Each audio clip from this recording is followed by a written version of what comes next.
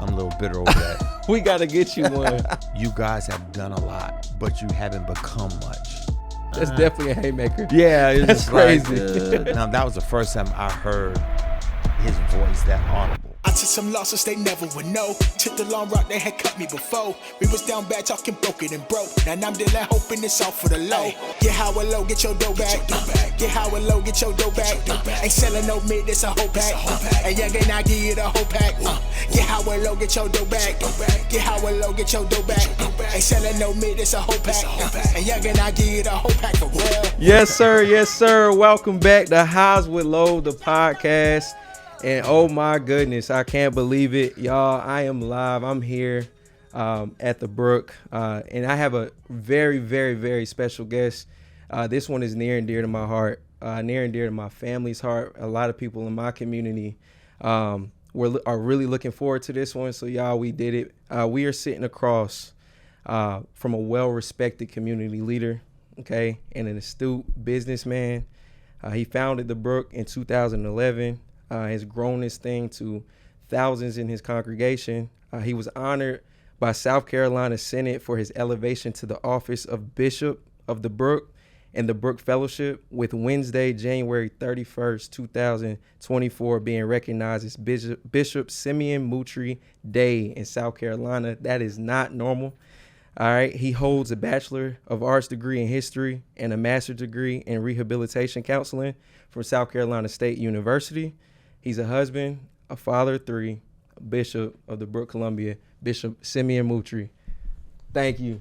Man, thanks for having me, Sauer. Yes, sir. Yes, sir. How you doing today? I'm good. I'm great. I'm glad to be here. Yes, sir. Looking clean. I told him make sure, he puts it on, and you came through. I was actually at the service when, because you used to, man, you was rocking the J's every Sunday. You had the different Nikes. I mean, it looked like you had a plug on sneakers. Like, you probably had a plug. I had a plug. I had a plug. You had a plug. Officially, I had a plug. I can't mention the store, but I had a plug. Okay, cool. Yeah. We good. We don't got to mention it. But I was at the service where you completely switched it up.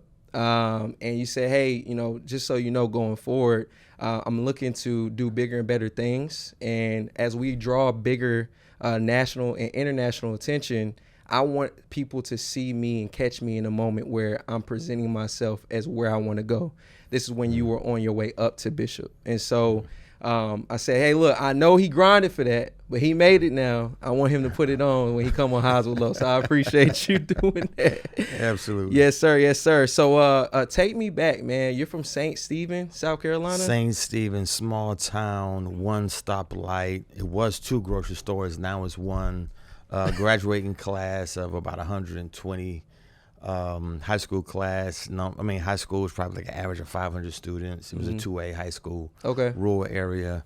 But now that school is closed. We were the last graduating class, and they consolidated St. Stephen High, Macedonia High, and Kane Hoy High School to all make a school now called Timberland High School. Okay. That's one of a few football state championships. Nice. So, great talent. I'm glad to be from St. Stephen. Yeah. Got you. How long did you spend there? Did you spend all your childhood? My whole life, my entire life, till I graduated from high school, went to state. And then after state, moved to Detroit, Michigan, and then moved back here after 9/11.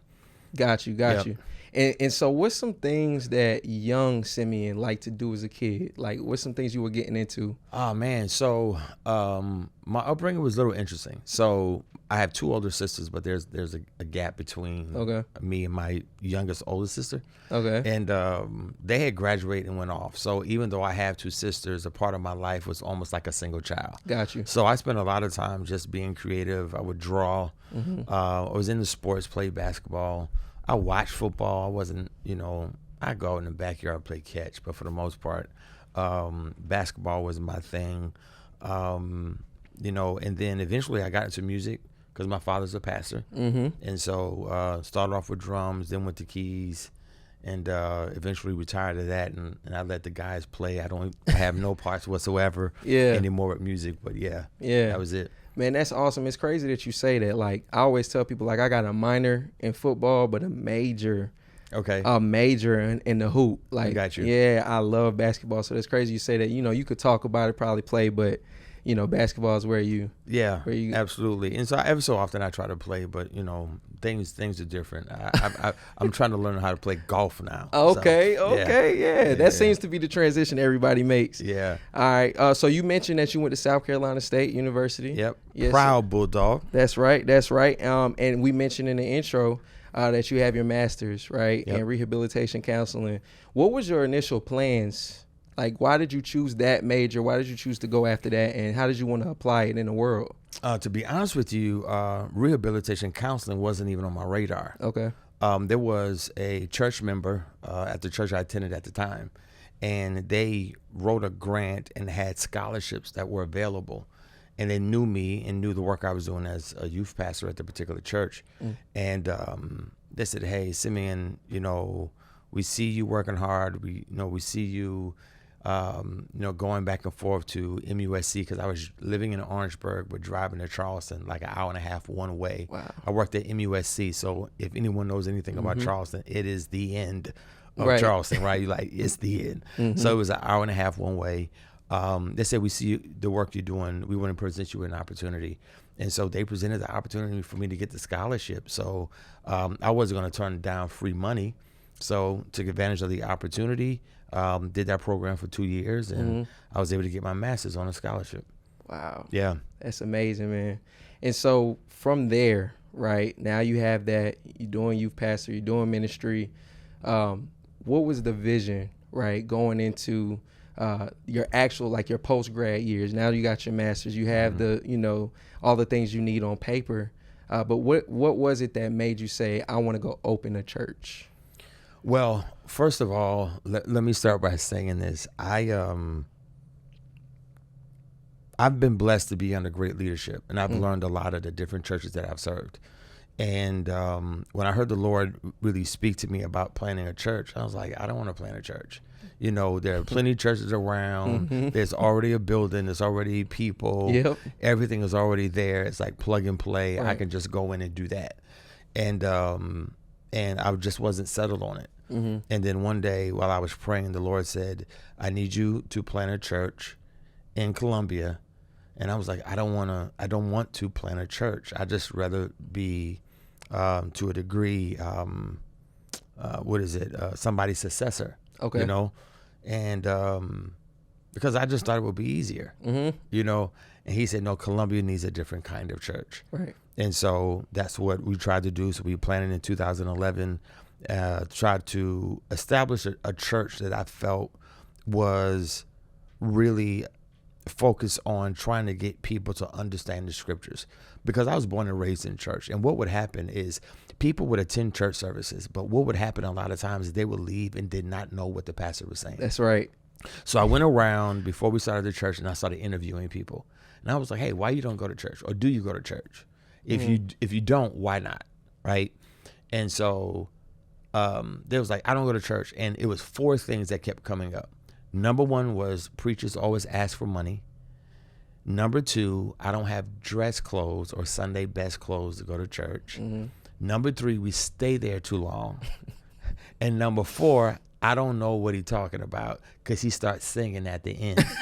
I was like, singing at the end. I was like, oh, he's tuning up. He's hooping, right? I was like, okay, got it. So I took that information. I was like, this is just common. Yeah. So, hey, we want a place where people can come as comfortable, right? Presentable, but comfortable. We want the services not to be forever. Right. That's so make the main things the main thing.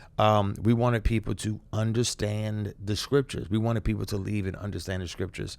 And then I wanted, if there was a close, I wanted that to be authentic, not conjured up. Got you. And so with that, things just kind of took off from there, man. Yeah, that makes a lot of sense, because my next question was, right, like your mission that's publicized out there is believe, belong, become. Right. Right. Those are all action based, by the way. And what I hear is, and what you just said is like, hey, we want you to belong. That's what you just spoke on and emphasized. In addition to that, could you elaborate on like how each of those 3 pillars are things that you want people to see visually when they come here? Got you. Yeah. So Well, let me answer the question this way. Okay. So before the pandemic, it was bring them in, build them up, send them out. Got it. Right. But it wasn't personal. It was kind of like almost like occupational in the sense of, all right, go out, bring people in, then we're going to build them up, and then we're going to send them out. Right. And it was movement to it, but we did that. We brought people in, we built people up, and we sent people out. But when the pandemic happened, we began to evaluate the ministry, and in prayer, the Lord spoke to me. He said, son, you guys have done a lot, but you haven't become much. And I was like, what? Like, no, we out here doing school bashes. We trying to feed the homeless. You know, we doing things with the school districts. We doing, we giving out shoes. I mean, we doing all the things. We had a whole program when we had that flood here in Columbia a few years back. We was giving out all types of things in the community, very involved, but it was a lot of activity. And he was like, yeah, you did it. It was great. But what have you become as a result of that? And it was like, man, I never thought. So that's where become came from. Like, what did we become? So I'm searching scriptures, right? And so I was having a conversation with someone else, a member at the time, and I was like, hey, I was praying. The Lord said this to me. And they said, wow, yeah, because the brook is a place that, people should, believe. Right. And it was like, you're right. Like, they come and they're becoming because of what they're believing, but people also want community. And, people want that belonging. And it was just a conversation. But what was happening, we were using these B words. Yeah. And then at the same time, we were changing our branding because I'm just be transparent, right? For sure. So my buddy, he's my boy, he's my brother, Travis Green, Forward City, right? For sure. So Travis and Dr. Jackie Green started Forward City Church. At the time, our website was Brook City.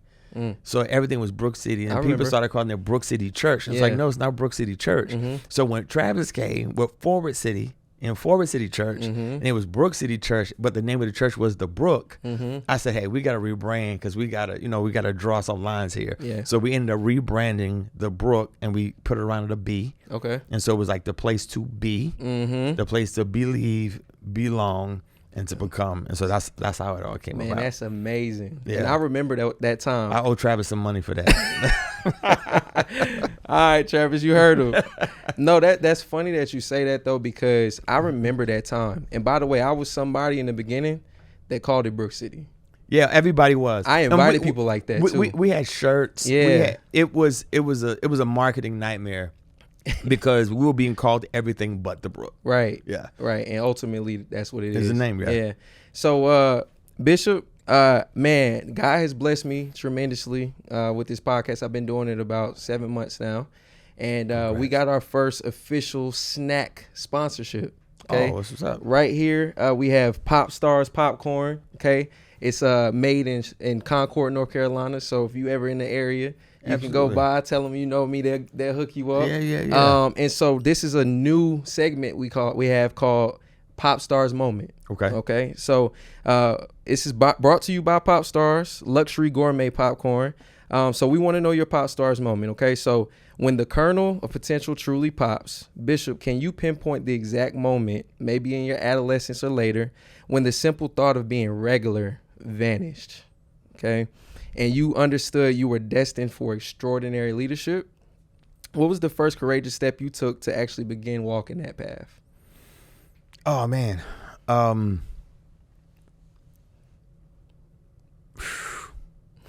It's a few moments, but one, I always felt like I was supposed to do something different. Like I told you earlier, right? When I was younger, I'm the youngest of three, but yet I felt like a single child. Right. And there were times when I just always had to be creative.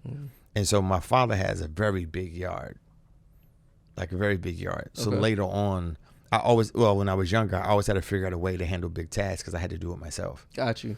And so over time, I just felt like I'm doing these big projects by myself. I just felt like it was preparing me for something, but I didn't know what it would be. Got you. And that's probably one of the moments that changed my life. In a second, I would say when I was in college, after I gave my life to the Lord, I was like, yeah, this is too hard. I'm good with this.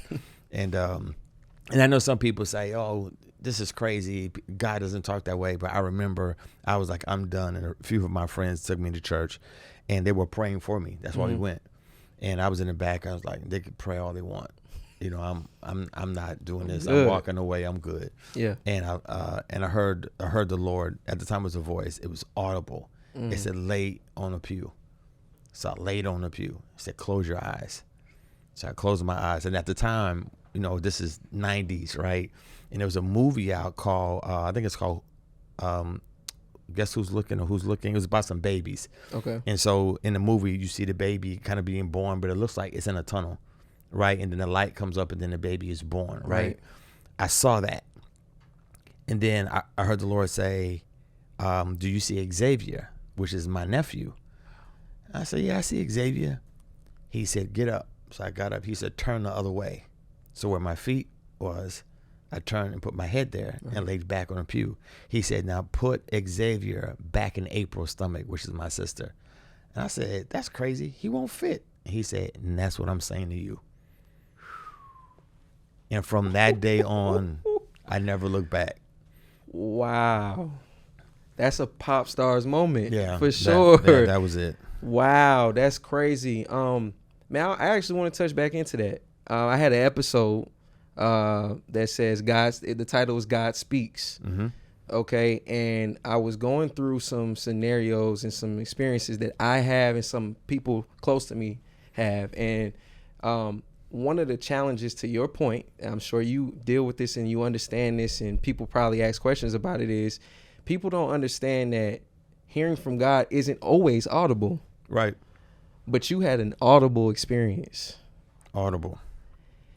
Being that you were freshly saved, did it not scare you, or was there just like this covering of comfort that came over you? Nah, it was a peace. It wasn't scary, and maybe it wasn't scary because I was born and raised in church, and I've heard people say the Lord will speak to you, or the Lord spoke to me. So it wasn't. It didn't seem foreign. Okay. Now that was the first time I heard His voice that audible, right? You know, in that way, but no, it wasn't frightening. It was a peace, and once that happened, I've never looked back. It's been full speed ahead, all gas, no brakes. That's awesome, man. Yeah. I'm glad that happened, because if that doesn't happen, it's a whole flock that's out there just, you know, trying to find their own way. But that's awesome, man. So I do want to kind of skip a little bit ahead. Let's talk about your transition, all right, into being a bishop. Can you talk about just the process of it all? What happened, or what clicked that said, hey, I want to elevate to this level of ministry, and what does that look like in the process? Okay, yeah. So Timothy, well, Paul writes to Timothy, he says, anyone who desires the office of a bishop desires a good thing. I had no desire whatsoever to be a bishop. Even as a pastor? As a pastor. Okay. Because I was good pastoring, you know, the Brook, I was good with that. So what started happening, as the church began to grow, other pastors began to call and started asking me to cover them. And so I have a friend who was like, hey man, you know, we need to go ahead and consecrate you, elevate you to bishop. I'm like, I'm good. So what people don't know is that argument between me and him happened for like 4 years. Wow. Yeah, I was like, I don't want any parts. I don't have to do any of that at all. I'm good, you know. And so I was praying on it, and so one day I'm at lunch with a friend of mine who was in town, and he said, hey man, we need to eat, we need to talk. He said, I had a dream. And in the dream, he said it was like in Oklahoma where they have those in-ground spaces where if a tornado comes, they can run in, they like can close the door. A bunker. Okay. There you go. He said it was like a bunker. He said, and people were in the bunker trying to get out of it. They're banging on the door trying to get out, but they can't get out. He said, then what I saw was you were leaning on the door and you were not letting them out. He said, there's people waiting on you to open up the door, but you won't do it because you're fighting with not covering them officially. And And so it was like, okay, so that was like the first slap, right? Right. So it's like, that's definitely a haymaker. Yeah, it's that's just crazy. Like, they really just didn't want to do it though. Like, sound good. Yeah, I'm good. Like, but now that convicted me. So right. I'm praying. So I said, okay, let me, because I'm a researcher. Like, I just don't say yes to things just because somebody asked me to do something. So I started doing research. Make a long story short, in my research, my personal research, not the catechism process, which is the process that you go through before you actually before you're elevated to a bishop. I found a book, and this is what made me say yes. A bishop is really a voice to government for the people. It is the person who stands in between the people and government. And at that time, I felt like God pulling me in to be more community involved, but I began to see how churches were absent in things that actually moved people forward. Like, everything's political. Now, I have no aspirations to run for a political office. Now, something may change in the future, but I have no aspirations. I would rather be where I am, so I can speak to to those in power. To just move the needle forward. It's about making people's lives better. But when I saw that made me say yes, because I knew that there was lack of voices when it came down for clergy speaking up in the community. Got you. Thank you for your yes, man. Yeah, well, I'm trying. Sir. Thank you. Yes, sir. Doing a great job.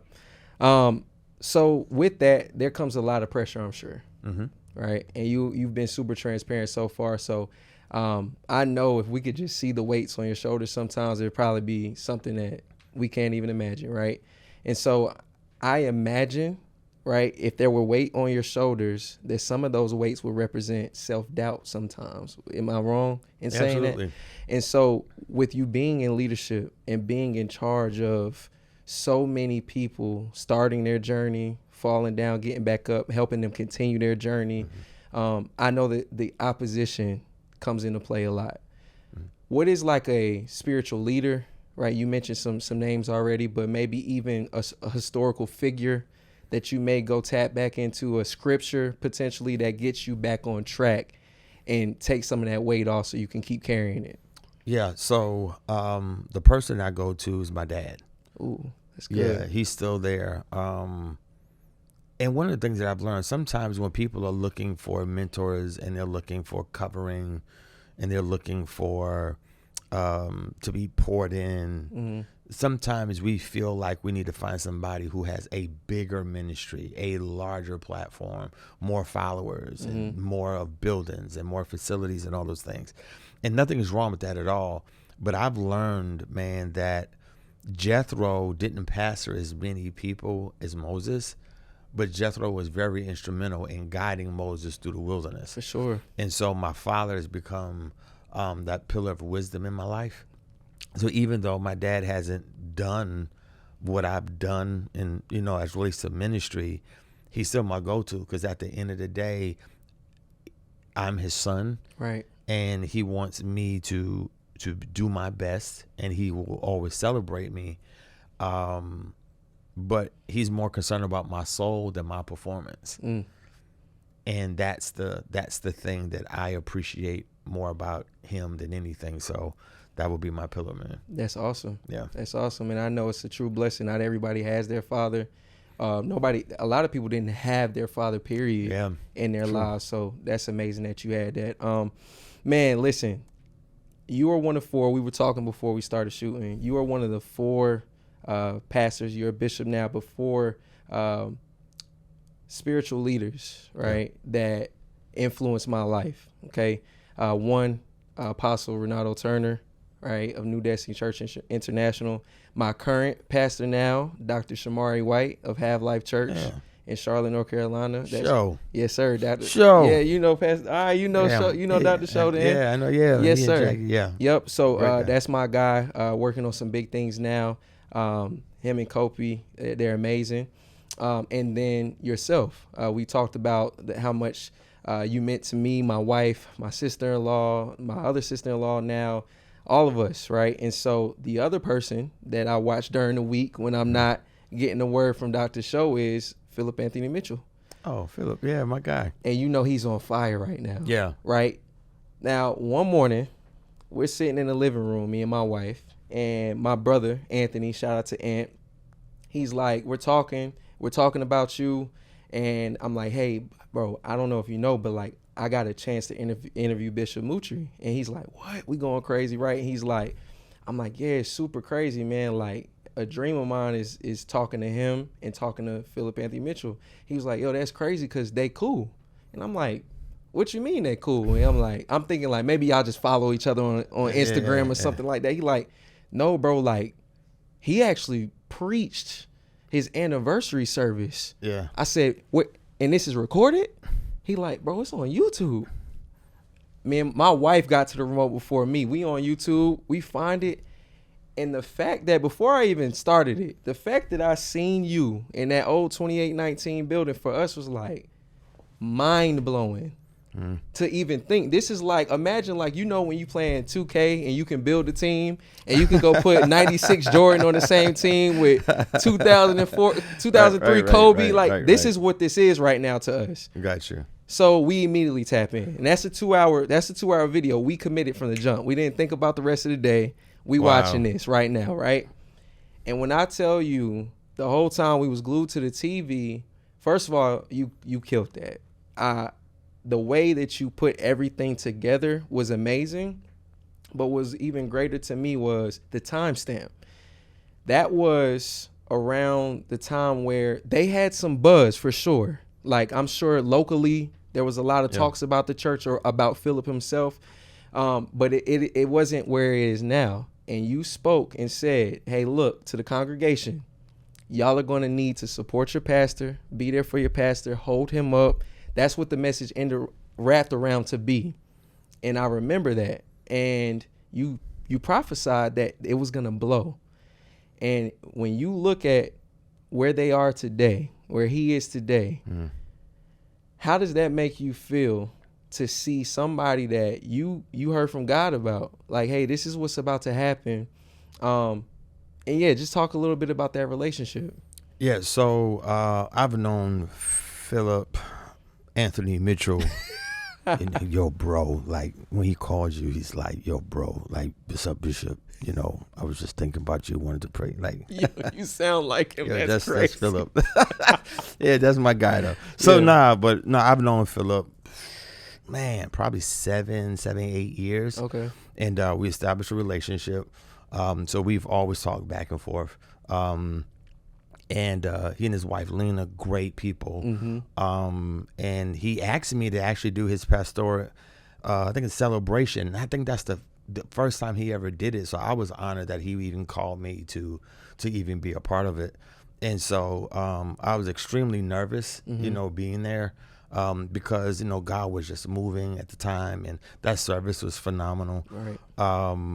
I was just glad to be a part, but, you know, to see what's happening with 2819 now, to see what's happening with him, to see the impact, it's just been amazing. You know, I'm happy for him. You know, I'm like the scriptures, man. Rejoice with them that rejoice. Yeah. You know what I'm saying? And so to see him doing what he's doing, and then he has a podcast, him and Tim Timberlake, they're doing that, and then they're on their tour, and I think Philip is preaching someplace. I saw a post. I don't know if it's old or current, but he's on a roll now. He's doing so much, and so I'm just happy for him, man. I really do celebrate from even close up in a distance, you know. So I'm super excited. They're in a building project as well now, and yeah, man, just to see what has happened, it's crazy though. Like, who in the world saw that coming? Right. Like, I mean, what happened? Like, yeah, like what happened? Like, what's going on right now? Yeah. But look, if you look at his heart and you look at his commitment to God, he's very passionate about what he does. Yep. He's passionate about what he preaches, and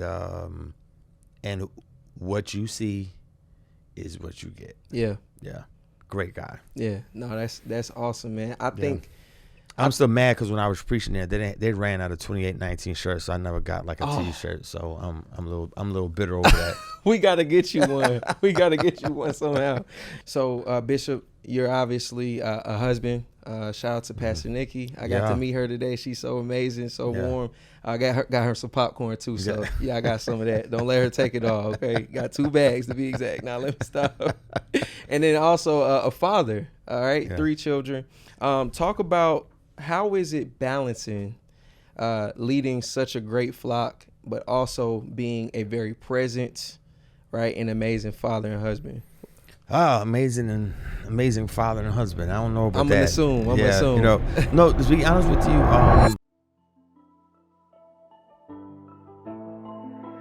say good night, sneaking. Made it out. I remember sleeping at my mama's house. Ran it up. I was stacking up while they was popping out. Stay down.